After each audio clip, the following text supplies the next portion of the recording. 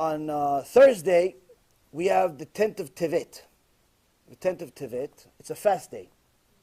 It's a fast day. Now, what happened on the 10th of tzevet? 10th of tzevet, there's three different things that happened around this time. On the 8th of tzevet, the Greeks translated the written Torah to Greek. They translated to Greek. And the Chachamim say that after this happened, this was such a chorban. This is what we talked about during Chanukah. They translated the Torah to Greek, which was not allowed. Meaning they forced the Chachamim, they forced the sages to translate it to Greek. And this was considered in the same level of a chorban, like a destruction of the Bet HaMikdash. And this happened on the 8th of Tzevet. And the reason why is not because of simple translation. Not because of that. If anything, if you look at it logically, you would think this is Kiddush Hashem. You would think this is sanctifying the Torah, you're spreading the Torah to more languages. More people will learn it. Baruch Hashem, this is great. The problem is it's quite the opposite. It's quite the opposite. The Greeks were not interested in translating the Torah so they could become tzaddikim. The Greeks were looking to translate the Torah because they wanted to find out how to go against it. They had their own chachamim, they had some wise people, and everyone followed their philosophy. They were considered the smartest people in the world. The only people that didn't listen to them were the Jews. So why are you not listening to us? It's like, we have our Torah, it's from God. So tell us what it says. We want to learn it. Not because we're going to change ourselves. We're not going to learn Torah because we're going to do tshuva. We want to see what it says so we can find out ways to go against it. To go against the Torah. And this is why there was 3 days of darkness. Mamash, a spiritual decline in the world happened after this translation happened. And there was 3 days of darkness that happened after this. And this type of mentality is not necessarily just from 2,000 years ago. The Maharal Diskin said about 100 years ago that he put a cherem on speaking English. So you're not allowed to learn Torah in English. So you're not allowed. He put a decree about 100 years ago not to learn Torah in English. Why? He says because this is where all the heresy is going to come from. People that are not looking to learn Torah for the sake of Torah. People are not looking to learn Torah for the sake of sanctifying Hashem. People are looking to learn Torah for the sake of doing the same thing that the Greeks did. They're looking for what's something that's misunderstood. What's something that's missing. What's something that's, not for the average folks. What's something that we can go against, and so on and so forth. And obviously, as we saw, he was right. Now, of course, many other chachamim came out later on and gave leniencies on it and took the cherem away. But the point being is that the message was loud and clear. He was afraid that the same thing that happened 2,000 years ago with the Greeks was going to happen again, and unfortunately, it's happening. Unfortunately, it's happening. It's happening in the modern Orthodox world.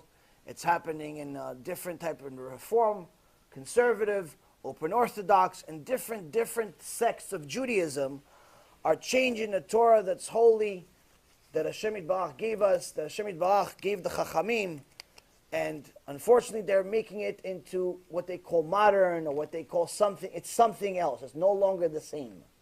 Why? Because they don't like it. And many of them are not simply coming out like the Reform, which just outright said, we don't believe in the oral Torah. Many of them are not coming out like the conservative and saying, we don't want to follow the oral Torah. They're not coming out like them. Many of them, unfortunately, are saying, no. The Rambam misunderstood it. Because if you look over here, and you look over there, and you look under the table, and you look on top of the roof, and you look at this guy, you look at that guy, and you translate this word and that word and this one, you combine all these different things, you got it. You're allowed to eat pigs. You're allowed to put wigs on. You're allowed to be a pig. Do whatever you want. Naval birshut Torah. That's someone that learns Torah, but it becomes despicable with permission from the Torah. Meaning, not permission from the Torah, but he uses the Torah as his reasoning. But in reality, he desecrated the Torah. He didn't really use the Torah. So, this is one of the reasons of why we fast on 10th of Tevet. But this actually happened on the 8th. On the 9th of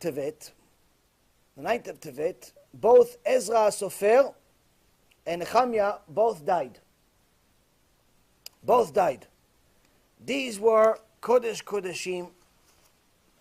Tanakh has a book for each one of them. And in essence, this is also one of the signs that, this was the last of it. This was the last of it. And we understand today that when a Gdol Ador is alive, that's because the generation has the merit to have him. Not needs him, but has the merit to have him. When a Gdol Ador dies, that means they lost their merit. They lost their merit to have this Gdol Ador. When Rabbi Ovadia decided to make his son, Rabbi Yitzchak Yosef, the head rabbi of Israel, some of the big rabbanim say, during the whole era where they were accepting him, it was a big celebration to accept Rabbi Yitzchak Yosef. He's a big, huge Talmid Chacham. But they say, yes, but I want everyone to say out loud that we don't accept Rabbi Yitzchak Yosef as our rabbi. What? It's chutzpah. It's rude. It's embarrassing in public. No. It says, no chas v'shalom because he's not a holy man. No chas v'shalom because he's not Talmid Chacham. No. But because if we all accept him as our rabbi, that means Rabbi Ovadia is no longer needed, chas v'shalom. And Hashem will take him for us. So that's what they did. And Rabbi Yitzchak Yosef included. He did it himself also. No, I don't, chas v'shalom. But unfortunately, we lost our merit anyway. We lost Rabbi Ovadia anyway. Shortly after. It wasn't much longer. Same thing with Rav Steinemann. Died recently. It's not that they have lived their life. Once you become a giant sage, once you become a real mekubal, your life is no longer in your hands. Hashem decides. You can live 90 years, you can live 100 years, you can live 200 years, it doesn't make a difference. It's as long as the generation not only needs you, but has the merit to have you. So when Ezra, Sofer, and Nehemiah died, we realized that we have lost a huge amount of merits in Shamayim. Huge. For that, we cry till this day. But that happened on the 9th. And on the 10th, there was the attack on Yerushalayim started. Now there's 3 different fasts that are fasted for the destruction of Bet HaMikdash. 10th of Tevet, 17 B'Tammuz, 17th of Tammuz, and Tisha B'Av. Each one of them has different parts. This is the attack. The 17 B'Tammuz, when they breached through it. And unfortunately, Tisha B'Av is when they destroyed both Bet HaMikdash, the first one and the second one. So one of the things that is mercy from Shamayim is that the Chachamim say, listen, the fact that all of these major, horrible, horrendous disasters have happened in a very, very short period of time, I mean literally one day after another, the 8th, the 9th, and the 10th. Okay? Obviously, we learn that this is a time where Hashem opens up the books. Opens up the books and reviews. Where do you stand? Are you one of those people that say, looking for leniencies? Looking for a new religion? Looking for a spiritual shortcut? Maybe you think you're going to go to some mekubal, give him $500 or $5,000, and that way you don't have to do something that Hashem asked you to do. It's going to override Hashem. Or you're one of the few that's actually helping save the nation. Use that same $500 to actually get people to do tshuva. Which one are you? So we see it. But as a mercy to the generation and a mercy to Am Yisrael, they said instead of mourning 3 days in a row, which in reality is what we should be doing, we should be mourning 8th, 9th, and 10th, the Chachamim knew that we can't handle it, so they pretty much combined everything to 1 day.